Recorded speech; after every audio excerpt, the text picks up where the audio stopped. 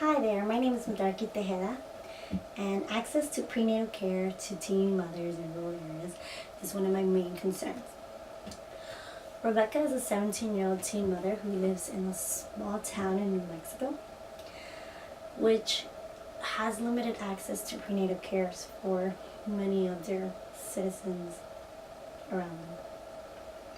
During Rebecca's pregnancy, she didn't get the sufficient care she needed, so in result, she gave birth to a premature baby, giving her many complications afterwards.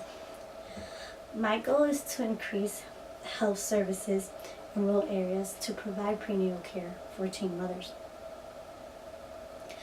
By getting the federal, state, and local organizations to help, as well as family physicians, OBGYNs, and other medical providers.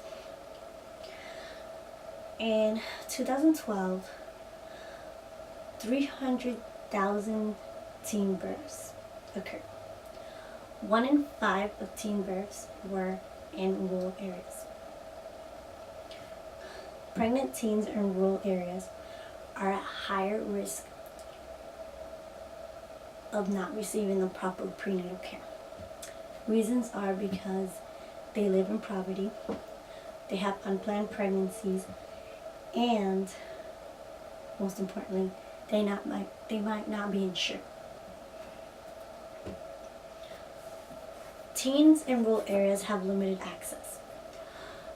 Their babies encounter multiples of medical risk factors, such as preterm birth, like in Rebecca's situation, birth defects such as heart disease or brain damage, something physical, anything physical, and unfortunately, infant mortality. The lack of health service in rural areas are due to the fact that they're isolated from health resources, meaning they could be very distant from hospitals that provide special kind of cares. The lack of health facilities that provide these cares are one of the main concerns. These cares include the capability of preceding a C-section or providing neonatal intensive care units, which is really important in case your baby is born with a low birth weight. Another health service that we lack is health providers. 11% of the nation's physicians practice in rural areas. According to a resource, in a rural area, general physicians are 38 per 100,000 of population, which means there's 29 family physicians, 6 OBGYNs, 3 OBGYNs, 6 surgeons, and 3 pediatricians, which in a rural area, the population is known to be less than 50,000, meaning the general physician number would be lower. Many organizations can help with this issue. Many local organizations include community clinics, universities, and churches. For example, the University of Missouri's Family Physician Residency Program is located in rural areas, which they provide prenatal care for expecting mothers. Federal and state organizations include the National Health Service Corporation, which helps bring health care to the ones who are most in need.